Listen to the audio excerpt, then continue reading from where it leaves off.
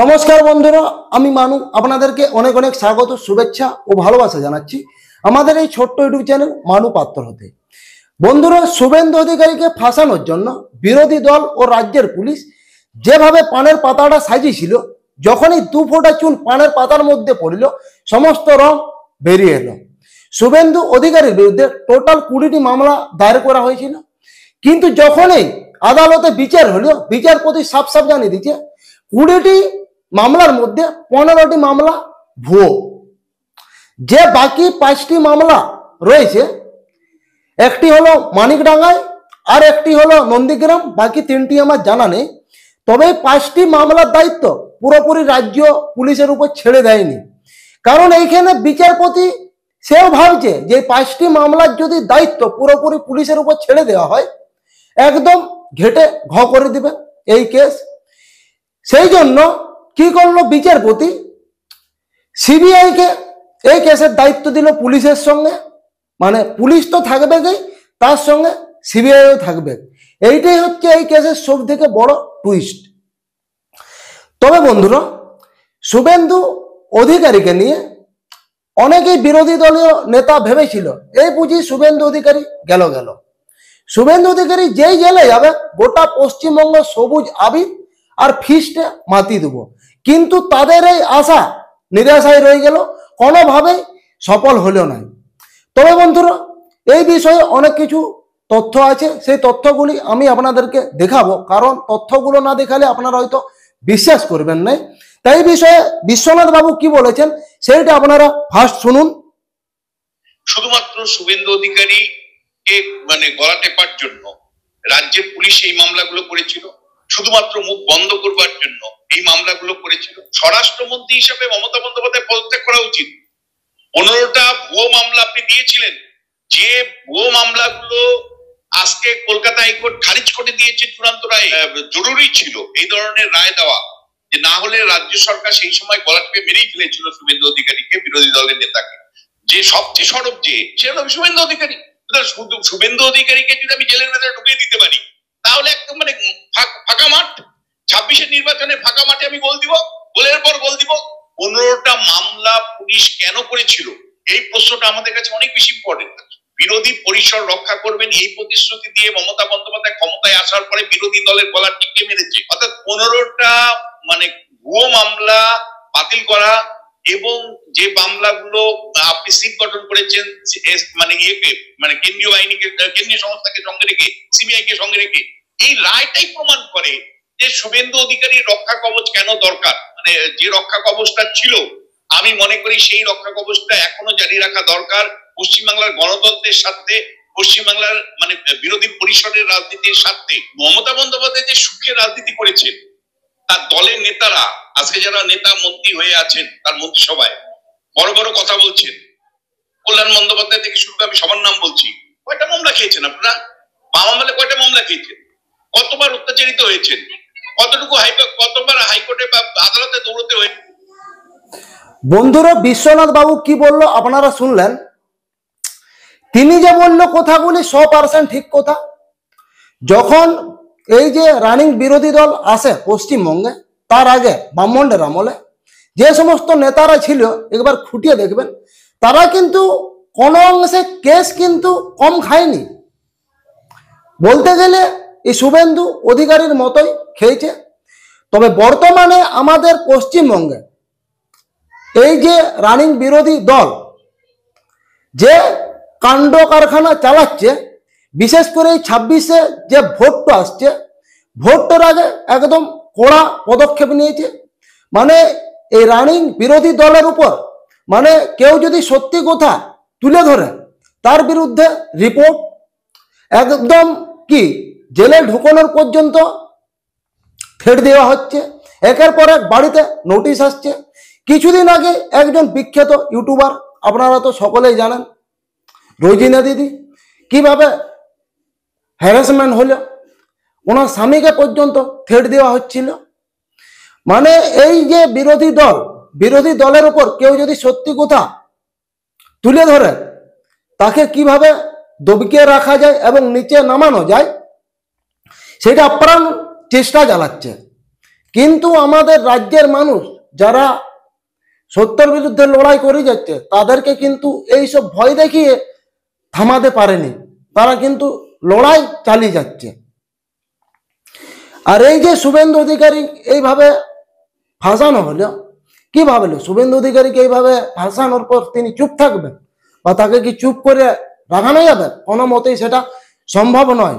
আর এই যে রক্ষা কবচের কেসেটটা অনেকেই হয়তো ভাবছে যে শুভেন্দু অধিকারী এই যে মামলার থেকে যদি বেরিয়ে আসে তিনি কি আরো মানে হাইকোর্টের দিক থেকে বা সুপ্রিম কোর্টের দিক থেকে, সুপ্রিম কোর্টেও যেতে পারে, কারণ বঙ্গ বিজেপি হচ্ছে কেন্দ্রীয় অংশ, কারণ উপর মহলও চাইবেন নাই যে শুভেন্দু অধিকারীকে বিপদে ফেলতে, সবসময় তার পাশে কিন্তু দাঁড়াবে। তাই সুপ্রিম কোর্ট বলুন বা হাইকোর্টে বলুন, মানে সব দিক থেকে কিন্তু শুভেন্দু অধিকারী সবসময় রক্ষা কবচ হিসেবে পেয়ে থাকবে, অন্যভাবে কড়া ব্যবস্থা পাবে যাতে তার কোনো বিপদ আপদ না হয়। তবে এই যে শুভেন্দু অধিকারীর বিরুদ্ধে যে মামলাগুলি দায়ের হয়েছিল, এই যে অনেকেই বিরোধী দলীয় নেতা যেমন কংগ্রেসের এক্স নেতা বিলমিন নাসির তিনি বলেছিলেন এই বুঝি শুভেন্দু অধিকারী গেল, এবার আর শুভেন্দু অধিকারী ঠাঁই হবে না, পশ্চিমবঙ্গে একদম জেলের ঘানি টানবে। আর একজন আছে কুণাল ঘোষ, ঢোল ফাটে না ফাটে নবাবী না হাটে, তিনি হচ্ছেন এমন একটি লোক, মানে আমাদের পশ্চিমবঙ্গে যে বিষয়ে চর্চা হোক না কেন এই মানুষটার বক্তব্য কিন্তু শুনতে পাওয়া যাবে, এইটাই সব থেকে বেশি আমার ভালো লাগে। তো তিনি এই বিষয়ে কি বলেছে সেটাও আপনারা শুনুন। হাইকোর্টে বিচারপতি জয় সেনগুপ্তর বেঞ্চে আজ বড় সড় ধাক্কা খেলেন শুভেন্দু অধিকারী, বিরোধী দলনেতা। এর আগে জাস্টিস মান্থা যে রক্ষা কবচ দিয়েছিলেন, খোল্লা রক্ষা কবচ, কিছুই করা যাবে না, জয় সেনগুপ্ত যে রায় দিয়েছেন তাতে শুভেন্দু অধিকারীর রক্ষা কবচ খারিজ হয়েছে, রক্ষা কবচ সরে গেছে। এটা কিন্তু তৃণমূল কংগ্রেস বা রাজ্য সরকার যা বক্তব্য রেখেছে তাতেই মান্যতা, আইনি মান্যতা হলো। বিরোধী দলনেতা বহু প্ররোচনামূলক কথা বলেছেন, উৎসাহ করেছেন, আপত্তিকর কাজ করেছেন, কিন্তু কিছু করা যায়নি আইনে। যে রক্ষা কবচটা তাকে প্ররোচনামূলক কাজ করার আরো বেশি করে আত্মবিশ্বাস দিচ্ছিল, আর বাকি এবার কিছু করলে আইনে যা ব্যবস্থা হওয়ার হবে, তারপরে কোর্ট কেস টু কেস যা দেখবেন আইনের পথে চলবে। কিন্তু এই যে একটা বিরলের মধ্যে বিরলতম রক্ষা কবচ, তো এটার অবসান আজ ঘটিয়ে দিয়েছেন। এটা নিশ্চিতভাবে শুভেন্দু অধিকারীর জন্য বড় ধাক্কা। যা প্ররোচনা দেবেন, যা করবেন, এবার কিন্তু আগু পিছু 10 বার। ইনি হচ্ছেন সেই মানুষ, সারদা কাণ্ডের প্রখ্যাত চোর, মানে মমতা ব্যানার্জি তিনি কিন্তু ফাঁসিয়েছিল এনাকে এবং জেলেও পর্যন্ত গিয়েছিল। সেই জন্য মানে একটা কথা কি বলতে, নিজের ঢোল ফাটা বাট লোককে বড় বড় জ্ঞান পেলা, মানে সেই রকম একটা মানুষ হচ্ছেন এই কুণাল ঘোষ। রাজ্যে যেখানে যাই হোক মানে ওনাকে কিছু বক্তব্য বলতেই হবে, কোনো অংশে তিনি চুপ কিন্তু থাকবেন না। আর সব থেকে বড় যেটা বিষয়, এই যে রানিং সরকার, এই রানিং সরকারের বিরুদ্ধে মানে এখন অনেক সোশ্যাল মিডিয়া ইউটিউব চ্যানেল মুখ খুলছে, তাদেরকে তো থ্রেড তো দিচ্ছেই, এবং এই যে বিরোধী দলীয় নেতা আরো কিছু আছে, যেমন এই শ্রমিক ভট্টাচার্য, শ্রীরামপুরে কি ঘটনা ঘটলো আপনাদের সকলেরই জানা। শুভেন্দু অধিকারীর তো এই তো মামলা হলো, মামলাটা ছাড়ুন, 2 বার কনভয়ে অ্যাটাক, মানে কিভাবে এই বিজেপি দলটাকে যোগ দিয়ে রাখা যায়, মানে আপ্রাণ চেষ্টা চালাচ্ছে, কিন্তু কোনোটাতেই তাদের সাকসেস কিন্তু হচ্ছে না। তবে বন্ধুরা এই বিষয়ে এই যে শুভেন্দু অধিকারীর উকিল বিল্লদল ভট্টাচার্য তিনি কি বলেছে সেটা আমি আপনাদেরকে শোনাচ্ছি। তবে বন্ধুরা এই চ্যানেলে নতুন যারা ভিজিট করেছেন অবশ্যই চ্যানেলটিকে সাবস্ক্রাইব করুন, আর ভিডিওটিকে পারেন তো অবশ্যই যত পারেন শেয়ার করুন আপনাদের ফ্রেন্ড সার্কেলে, কারণ এইসব তথ্য একান্তই আপনাদের শোনা দরকার। আমাদের পশ্চিমবঙ্গে কি কাণ্ড কারখানা ঘটছে একের পর এক। তো এরপর আপনারা ভিডিওটা দেখুন, এটি একটি রেকর্ড। বঙ্গ টিভি রোজিনা দিদি এই উকিল বাবুর সঙ্গে কথা বলেছে, সেই রেকর্ডটাই আমি আপনাদেরকে শোনাবো। নমস্কার, কথা বলছি। নমস্কার, বলছি দাদা, বিরোধী দলনেতার রক্ষা কবচ উঠে গেল। বিরোধী দলনেতা মানে অস্বস্তিতে, এই যে খবরের হেডলাইন বা এই যে খবর, এই মুহূর্তে দাঁড়িয়ে আদৌ কি হয়েছে কোর্ট চত্বরে, না এটাকে কতটা কি করা হচ্ছে, একটু যদি আমাদেরকে ডিটেলসে বলেন। না মানে এটা বোধহয় একটু ভুল সম্প্রচার করা হচ্ছে, কেননা এখন দেখুন মিডিয়া কি দেখাবে সেই ভেবে তো আমরা আর মামলা লড়ি না। বিরোধী দলনেতার তরফ থেকে যে দুখানা মামলা ফাইল করা হয়েছিল, একটি 2021 সালে, একটি 2022 সালে, দুটো রিট পিটিশনই আজকে অ্যালাউড হয়েছে। তাতে বিরোধী দলনেতা বিজয়ী হয়েছেন। হ্যাঁ, রিট পিটিশন অ্যালাউড হয়ে গিয়ে উনি জিতেছেন মামলা। এবার মামলা জিতে যাওয়ার পরেও যদি এখন মিডিয়া অন্য কিছু দেখায়, দেখুন আমরা সওয়াল জবাব বা আর্গুমেন্ট যেটা করি আমরা কোর্টের কাছে করি, মিডিয়ার কাছে করি না। এখন মিডিয়া যদি বুঝতে ভুল করে বা মিডিয়া যদি কোনোভাবে কোনো কিছুকে সেন্সেশনালাইজ করার চেষ্টা করার জন্য যদি একটু মশলাদার হেডলাইন দিয়ে মিডিয়া কিছু দেখায়, সেক্ষেত্রে আমরা তো কিছু করতে পারবো না। তথ্য বা ফ্যাক্ট যেটা, সেটা হচ্ছে writ petition, both the writ petitions have been allowed. রাজ্য সরকারের মুখ পুড়েছে। বেশিরভাগ এফআইআরই যেগুলো চ্যালেঞ্জে ছিল রিট পিটিশনে, সেগুলোকে আদালত কোয়াশ করে দিয়েছেন মাননীয় জাস্টিস জয় সেনগুপ্ত। বাকি যে এফআইআর গুলো আছে, বাকি সেই 4টে না 5টা এফআইআর এর জন্য রাজ্যের ওপরে ভরসা রাখতে পারেননি আদালত। তাই জন্য একটা স্পেশাল ইনভেস্টিগেশন টিম কনস্টিটিউট করে দিয়েছেন। কনস্টিটিউট করে সেখানে সিবিআই এর তরফ থেকে একজন সিনিয়র অফিসার থাকবেন, আর রাজ্যের তরফ থেকে একজন সিনিয়র পুলিশ অফিসার থাকবেন। তারা 5জন করে আরো অফিসার ডেপুট করতে পারবে, করে সেই সিট, সেই 4টে না 5টা মামলা তদন্ত করবে যেগুলো কোয়াশ করেনি। সিবিআই এর অফিসারও থাকবে, তাই তো? অবশ্যই, it's a joint special investigation team. আচ্ছা, আরেকটা দাদা, যে বিষয়টা বলা হচ্ছে যে রক্ষা কবচ একটা ছিল 2022 থেকে, সেই রক্ষা কবচটা উঠে গেছে, মানে তুলে নেওয়া হয়েছে। এটা মানে খুব অযৌক্তিক একটা কথা বলা হচ্ছে। এখন দেখুন, মানে মিডিয়া যদি আইনের ভাষা না বোঝে, তার জন্য তো আমরা কিছু করতে পারবো না। কেননা রক্ষা কবচ জিনিসটা কোনোদিনই ছিল না। মামলা যখন শুনানি চলছিল, যেটি ছিল সেটি একটি অন্তর্বর্তী আদেশ ছিল যে মামলা চলাকালীন ওনার বিরুদ্ধে কোনো এফআইআর যদি রেজিস্টার করতে হয় তাহলে আদালতের অনুমতি নিয়ে রেজিস্টার করতে হবে। এরকম কোনো ব্ল্যাঙ্কেট অর্ডার ছিল না যে শুভেন্দু অধিকারীর বিরুদ্ধে কোনো এফআইআর রেজিস্টার করা যাবে না। এবং রাজ্য সেই লিবার্টি অ্যাভেল করে রাজ্য কিন্তু বেশ কয়েকবার এই আদালতের কাছেই, যখন মামলা পেন্ডিং ছিল, 3-4বার তারা অ্যাপ্লিকেশন ফাইল করে এখানে এসেছিল মাননীয় বিরোধী দলনেতার বিরুদ্ধে এফআইআর রেজিস্টার করবে সেই অনুমতি চাইতে। তাতে এসে 2বার তারা নিজেরাই মামলা অ্যাপ্লিকেশন যে ফাইল করেছিল, করে অ্যাপ্লিকেশন শুনানির সময় তারা নিজেরাই বুঝতে পারে যে তারা যে গ্রাউন্ডে এফআইআর রেজিস্টার করার চেষ্টা করছেন সেই গ্রাউন্ডটা এফআইআর রেজিস্টার করতে জাস্টিফাই করে না। তখন তারা নিজেরাই তাদের সেই দুখানা অ্যাপ্লিকেশন উইথড্র করে নেন। এবং আরেকটি অ্যাপ্লিকেশন যেটা তারা ফাইল করেছিল অনুমতি চাইতে আদালতের কাছ থেকে মাননীয় বিরোধী দলনেতার বিরুদ্ধে এফআইআর করার জন্য, সেটা ওই যাদবপুর পুলিশ স্টেশনের ওসিকে উনি কিছু কঠোর মন্তব্য করেছিলেন বলে একটি অভিযোগ নিয়ে ওরা এসেছিল। হ্যাঁ, সেইটাতেও ওদের অ্যাপ্লিকেশনটা ডিসমিসড হয়। তো রক্ষা কবচ কোথা থেকে আসছে আমি তো বুঝতে পারছি না। মানে আমি বলছি, এতদিন তো তার মানে এফআইআর করার প্রভিশন ছিল রাজ্য সরকারের তরফে, চিরকালই ছিল, কোনোদিনই এরকম নয় যে ছিল না। হ্যাঁ, আপনি অর্ডার যদি দেখেন, অর্ডারই তো দেখতে পাবেন। একদম একদম। তার মানে এই যে বলা হচ্ছে যে ভোটের আগে উনাকে গ্যারেজ করে দিন, এই রক্ষা কবচ উঠে গেল, মানে একটা যে রেড়ে ব্যাপার একটা গোটা। না, আমি ইনফ্যাক্ট আদালতের কাছে আজকে বলি যে এখন যেহেতু ইন্টারিম অর্ডারটা সবসময়, ওটা তো অন্তর্বর্তী আদেশ ছিল যে আদালতের লিভ নিয়ে তারপরে এফআইআর রেজিস্টার করতে হবে। এবার ফাইনাল অর্ডার যখন পাস করা হয়, আইনের নিয়ম অনুযায়ী ফাইনাল অর্ডারের মধ্যে অন্তর্বর্তী আদেশটা মার্জ করে যায়। তো আমি বলেছিলাম যে যদি মানে এখানে আমি জানি যে আদালতকে সেটাও বললাম আর কি, যে যেহেতু ফাইনালি ডিসপোজড অফ হয়ে যাচ্ছে, ভবিষ্যতের এফআইআর নিয়ে তো আমি এখন আসতে পারবো না। কিন্তু আদালতকে আমি একটা রিকোয়েস্ট করেছিলাম যে যদি একটা 2 সপ্তাহ বা 3 সপ্তাহের একটা উইন্ডো দেওয়া হয় আর কি, যে কোনো রকমের যদি এফআইআর রেজিস্টার করা হয়, তাতে আদালতের মন্তব্য হচ্ছে আদালতের দরজা তো সবসময় খোলাই আছে, কোনো কিছু হলেই আদালতের কাছে আসা যাবে।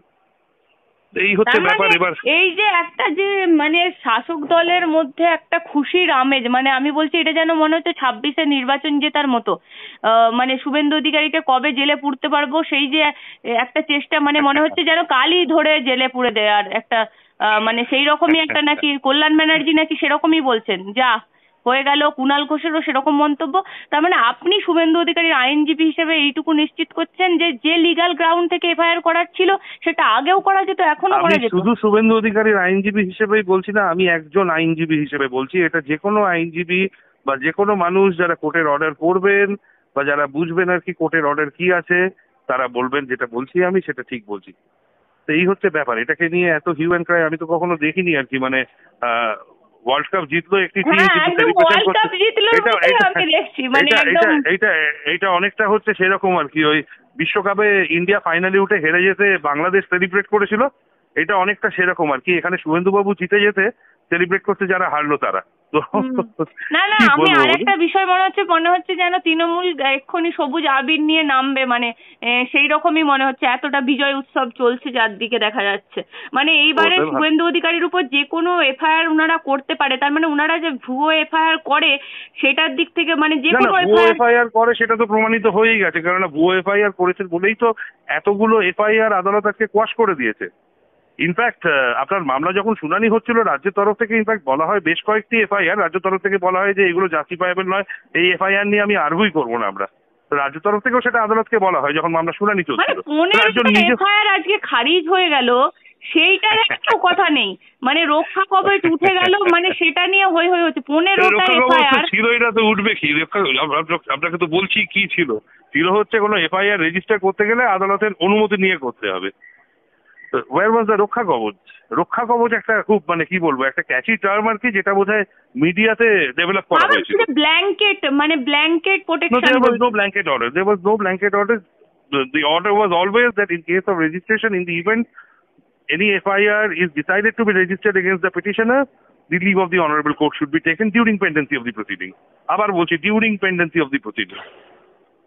মানে মামলা একদম একদম। আমি বলছি যে কল্যাণ ব্যানার্জির তরফ থেকে, মানে কল্যাণ ব্যানার্জি বলছে এটা রাজ্য সরকারের জন্য একটা বিশাল জয়, উনি বলছেন এই মন্তব্য করছেন।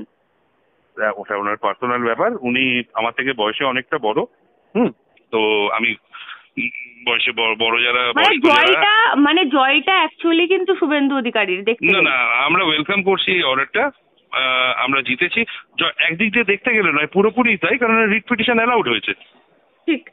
আর একটা বিষয় আছে, আপনারা কি এই যে রক্ষা কবচটা যে বলছে যে আদালতের অনুমতি ছাড়া এখন এফআইআর করতে পারবে এরকম ধরনের, এটা নিয়ে কি আপনারা ডিভিশন বেঞ্চ করবেন?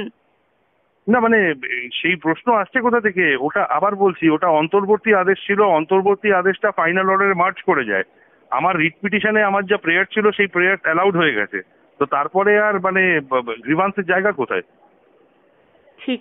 দাদা, আপনাকে অসংখ্য ধন্যবাদ আমাদেরকে এতক্ষণ সময় দেওয়ার জন্য। ভালো থাকবেন, নমস্কার নেবেন। বন্ধুরা, সমস্ত তথ্য আপনারা শুনলেন। এমনই কিছু নেতা ছিল বিজেপির, মানে আগে তৃণমূল করতো, তৃণমূল থেকে বিজেপিতে এসেছিল, কিন্তু একের পর এক এমন থ্রেড পেয়েছে তারা কিন্তু তৃণমূলে ঢুকতে বাধ্য। জয়প্রকাশ তো আপনাদের মনেই আছে, তিনি কিন্তু প্রথমে কংগ্রেসের নেতা ছিল, তারপর কিন্তু বিজেপিতে ঢুকিয়েছিল, শেষমেশ তাকে আবার তৃণমূলে ঢুকতে হলো। মানে এই হচ্ছে আমাদের রাজ্যের অবস্থা। আপনি যদি টিএমসি করেন পুরোপুরি সেফ, আপনার বিরুদ্ধে না ঝড় ঝঞ্ঝাট কোনো কিছুই থাকবে না। কিন্তু আপনার যদি সত্যি কথা বলার দম থাকে, সত্যি কথা মানে প্রতিটা ক্ষেত্রেই বলে থাকেন, আপনি কিন্তু একান্তই ফেসে যেতে পারেন। কারণ যে সমস্ত ইউটিউবাররা রয়েছে তারা ছাড় পাচ্ছে না, একের পর এক নোটিশ আসছে। বড় বড় ইউটিউবার, শফিকুল ইসলাম থেকে শুরু করে পলিটিক্যাল ডেলি এবং আরও যে ইউটিউবাররা আছে, মানে তাদের বিরুদ্ধে অনেকগুলো মামলা দায়ের আছে বা নোটিশ আসছে বাড়িতে, কিন্তু কিছু করতে পারেনি আর পারবে বলে মনে হয়নি। মানে এই যে 26শে ভোট তো আসছে, সেই জন্য এত লীলা খেলা এখন থেকেই শুরু হয়ে গেছে আমাদের পশ্চিমবঙ্গে, বুঝতে পারছেন তো? বন্ধুরা, আজকের এই প্রতিবেদনটা এখানে আমি স্টপ করছি। প্রতিবেদন যদি আপনাদের ভালো লাগে অবশ্যই ভিডিওটিকে লাইক শেয়ার কমেন্ট করুন। আর এই ভিডিওর মধ্যে আমি যদি কোনো ভুল কথা বলে থাকি অবশ্যই আমাকে মার্জনা করুন। আবার দেখা হচ্ছে নতুন কোনো ভিডিওতে, নতুন কোনো টপিক নিয়ে। ততক্ষণ আপনারা সবাই ভালো থাকুন, সুস্থ থাকুন, নিজের ফ্যামিলির খেয়াল রাখুন। নমস্কার।